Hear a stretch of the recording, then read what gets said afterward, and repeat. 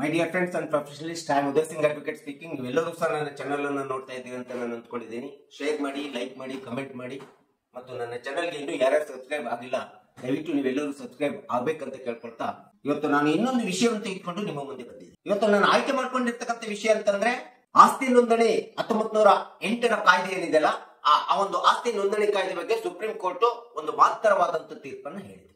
ಆ ಒಂದು ವಿಷಯದ ಬಗ್ಗೆ ಕುರಿತು ಈ ವಿಡಿಯೋ ಮೂಲಕ ನಾನು ಒಂದಿಷ್ಟು ತಿಳಿಸಲಿಕ್ಕೆ ಪ್ರಯತ್ನ ಮಾಡ್ತಾ ಇದ್ದೇನೆ.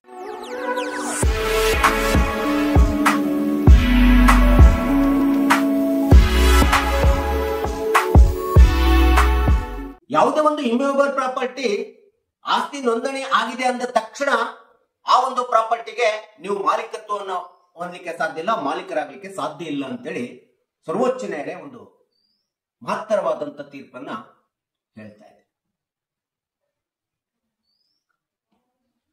ಅಂದ್ರೆ ನೋಂದಣಿ ಆದ ತಕ್ಷಣ ನೀವು ಮಾಲೀಕರಾಗೋದಿಲ್ಲ ಅಂತಂದ್ರೆ ನೋಂದಣಿಯ ದಾಖಲೆಗಳ ಜೊತೆಗೆ, ನೋಂದಣಿಯ ದಾಖಲೆಯ ಜೊತೆಗೆ ಇನ್ನೂ ಹಲವಾರು ಹೆಚ್ಚಿನ ದಾಖಲೆಗಳನ್ನ ಸಂಬಂಧಪಟ್ಟಂತ ಆಸ್ತಿಗೆ ಹೊಂದಿದ್ದಾಗ ಮಾತ್ರ ನೀವು ಮಾಲೀಕರಾಗಲಿಕ್ಕೆ ಸಾಧ್ಯ ಅಂತೇಳಿ ಸರ್ವೋಚ್ಚ ನ್ಯಾಯಾಲಯ ಹೇಳ್ತಾರೆ. ಸೊ ಹಾಗಾದ್ರೆ ಹೀಗೆ ನೋಂದಣಿಯಾದಂತ ಆಸ್ತಿಯ ಮೇಲೆ, ಪ್ರಾಪರ್ಟಿ ಮೇಲೆ ನಮ್ಮದೇ ಆದಂತ ಮಾಲೀಕತ್ವವನ್ನು ಘೋಷಿಸಿಕೊಳ್ಬೇಕಾದ್ರೆ ಹಾಗಾದ್ರೆ ಯಾವ ಯಾವ ಹೆಚ್ಚಿನ ದಾಖಲೆಗಳು ಬೇಕು ಅಂತೇಳಿ ಸರ್ವೋಚ್ಚ ನ್ಯಾಯಾಲಯ ಹೇಳಿದೆ ಅಂತಂದ್ರೆ ಅವುಗಳನ್ನ ನಾವು ಒಂದೊಂದಾಗಿ ಇವತ್ತು ಈ ಒಂದು ವಿಡಿಯೋ ಮೂಲಕ ನೋಡ್ಲಿಕ್ಕೆ, ತೋರಿಸ್ಲಿಕ್ಕೆ, ಹೇಳಲಿಕ್ಕೆ ಅಥವಾ ನಾವು ಪ್ರಯತ್ನ ಮಾಡ್ತಾ ಇದ್ದೇವೆ. ಯಾಕಂದ್ರೆ ಯಾವುದೇ ಒಂದು ನೋಂದಣಿ ಆದಂತ ಆಸ್ತಿ ಮಾಲೀಕರು ನೀವು ಅಂತೇಳಿ ಘೋಷಿಸಿಕೊಳ್ಳಿಕ್ಕೆ ಅದಕ್ಕಿಂತ ಹೆಚ್ಚಿನ ದಾಖಲೆಗಳು ನಿಮ್ಮ ಮಾಲೀಕತ್ವ ನಿರ್ಧರಿಸ್ತವೆ ಅಂತೇಳಿ ಹೇಳಿದೆ. ಅಷ್ಟೇ ಅಲ್ಲದೆ ನೀವು ಮಾಡಿಸಿದಂತ ನೋಂದಣಿ ಆದಂತ ಆಸ್ತಿ ಏನಿದೆಯಲ್ಲ ಅದು ಕಾನೂನಿಗೆ ಅನುಗುಣವಾಗಿರಬೇಕು. ನಿಮ್ಮ ನೋಂದಣಿ ಆಸ್ತಿಯು ಕಾನೂನಿನ ಸ್ವಯಂಚಾಲಿತ ಕಾನೂನುಬದ್ಧ ಹಕ್ಕಾಗಿರ್ಬೇಕು. ಈ ರೀತಿ ಕಾನೂನುಬದ್ಧ ಸ್ವಯಂಚಾಲಿತ ಹಕ್ಕು ನೀವು ಹೊಂದಿಲ್ಲ ಅಂತಂದ್ರೆ ನೀವು ಮಾಲೀಕರಾಗಲಿಕ್ಕೆ ಸಾಧ್ಯ ಇಲ್ಲ ಅಂತೇಳಿ ಸರ್ವೋಚ್ಚ ನ್ಯಾಯಾಲಯ ಹೇಳ್ತಾರೆ. ಹಾಗಾದ್ರೆ ಖಚಿತವಾಗಿ ನಾವು ಒಂದು ಆಸ್ತಿಯನ್ನ ನಾವೇ ಮಾಲೀಕರಂತೇಳಿ ಘೋಷಿಸಬೇಕಾದ್ರೆ ಇರಲೇಬೇಕಾದಂತ ದಾಖಲೆಗಳು ಅಂತಂದ್ರೆ ಮೊಟ್ಟ ಮೊದಲನೇದಾಗಿ ಮಾರಾಟ ಪತ್ರ, ಸೇಲ್ ಡೀಡ್ ಅಂತ ಹೇಳ್ತೀವಿ. ಯಾಕಂದ್ರೆ ಸೇಲ್ ಡೀಡ್ ಎಂಬತಕ್ಕಂಥ ಒಂದು ಮೂಲಭೂತವಾದಂತ ದಾಖಲೆ ಆಗ್ತದೆ ನಿಮ್ಮ ಆಸ್ತಿಗೆ ಮತ್ತು ನಿಮ್ಮ ಮಾಲೀಕತ್ವಕ್ಕೆ. ಇದು ನಿರ್ಣಾಯಕವಾದಂತ ಕಾನೂನುಬದ್ಧವಾದಂತ ದಾಖಲೆ ಅಂತೇಳಿ ನಾವು ಹೇಳ್ತೇವೆ. ಇನ್ನು ಎರಡನೇ ಒಂದು ಅತಿ ಪ್ರಮುಖವಾದಂತ ಅಂಶ ಅಂತಂದ್ರೆ ಟ್ರಾನ್ಸ್ಫರ್ ಪ್ರಾಪರ್ಟಿ ಆಕ್ಟ್ ಸೆಕ್ಷನ್ 51, 52, 53 ಅನ್ನು ನಾವು ನೋಡ್ತಾ ಹೋದಾಗ ಮಾರಾಟಗಾರನಿಂದ ಖರೀದಿದಾರನಿಗೆ ಆಸ್ತಿ ಹೇಗೆ ವರ್ಗಾವಣೆಗೊಂಡಿದೆ, ಯಾವ ಆಧಾರದಿಂದ ಆಸ್ತಿ ವರ್ಗಾವಣೆ ಆಗಿದೆ ಎಂಬತಕ್ಕಂಥದ್ದು ಸಹ ಒಂದು ಅತಿ ಪ್ರಮುಖವಾದಂತ ದಾಖಲೆ ಆಗ್ತಾ ಇದೆ. ಇನ್ನು ಮದರ್ ಡೀಡ್ ಅಂತ ಹೇಳ್ತೀವಿ.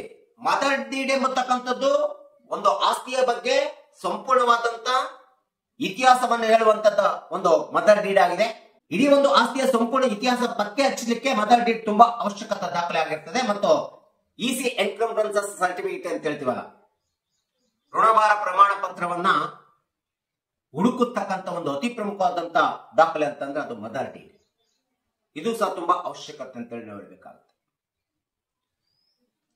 ಇದರ ಜೊತೆಗೆ ಸೇಲ್ ಅಗ್ರಿಮೆಂಟ್ ಅಂತ ಹೇಳ್ತೀವಿ. ಪರ್ಚೇಸರ್ ಮತ್ತು ಮಾರಾಟ ಮಾಡಿರ್ತಕ್ಕಂಥವ್ರು, ಖರೀದಿದಾರ ಮತ್ತು ಮಾರಾಟಗಾರನ ನಡುವೆ ಏನು ಸೇಲ್ ಡೀಡ್ ಅಗ್ರಿಮೆಂಟ್ ಆಗಿರ್ತದೋ ಆ ಸೇಲ್ ಡೀಡ್ ಅಗ್ರಿಮೆಂಟ್ ನಲ್ಲಿ ಏನೇನು ಷರತ್ತುಗಳು ಹಾಕಿದ್ದಾರೆ ಆ ಷರತ್ತುಗಳನ್ನು ಹೊಂದಿರತಕ್ಕಂಥ ಸೇಲ್ ಡೀಡ್ ಅಗ್ರಿಮೆಂಟ್ ಕೂಡ ಒಂದು ಅತಿ ಪ್ರಮುಖವಾದಂತಹ ದಾಖಲೆ ಆಗ್ತದೆ ನಿಮ್ಮ ಮಾಲೀಕತ್ವವನ್ನು ಘೋಷಿಸಿಕೊಳ್ಳಲಿಕ್ಕೆ.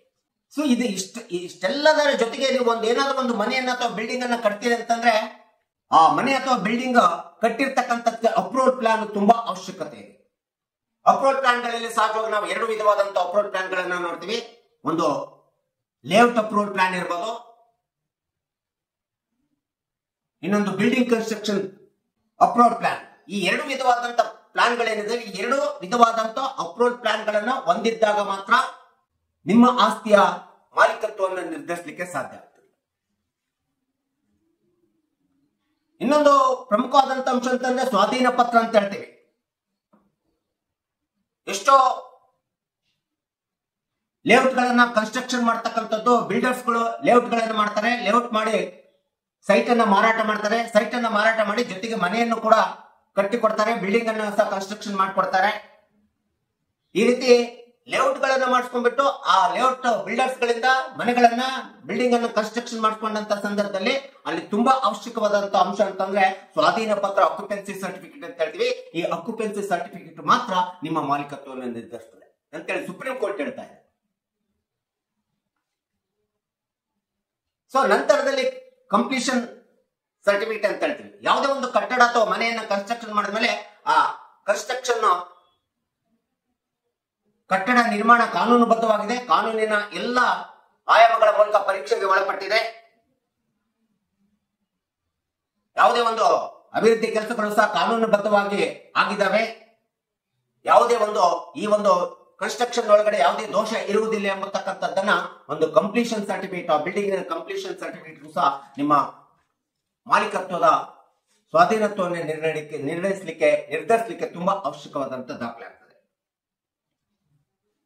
ಇನ್ನು ಸಹಜವಾಗಿ ಉಳಿದಂತ ಎಲ್ಲ ದಾಖಲೆಗಳಂತಂದ್ರೆ ನಿಮ್ಮ ಆಸ್ತಿಗೆ ಬೇಕಾಗಿರ್ತಕ್ಕಂಥ ಮುಟೇಶನ್ ಕಾಪಿ ಇರ್ಬೋದು,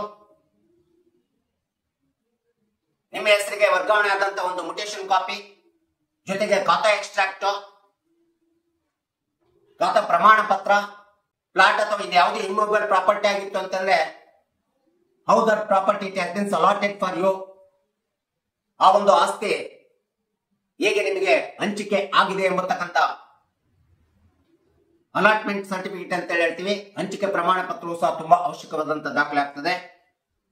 ಮತ್ತು ನೀವು ತೆಗೆದುಕೊಂಡಿರ್ತಕ್ಕಂಥ ಆಸ್ತಿ ಮೇಲೆ ಯಾವುದೇ ಒಂದು ಎನ್ಕಂಬ್ರೆನ್ಸಸ್ ಸರ್ಟಿಫಿಕೇಟ್ ಅಂತ ಹೇಳ್ತೀವಿ, ಋಣಭಾರ ಪ್ರಮಾಣ ಪತ್ರವನ್ನು ಕೂಡ ತಗೋಬೇಕಾಗುತ್ತೆ.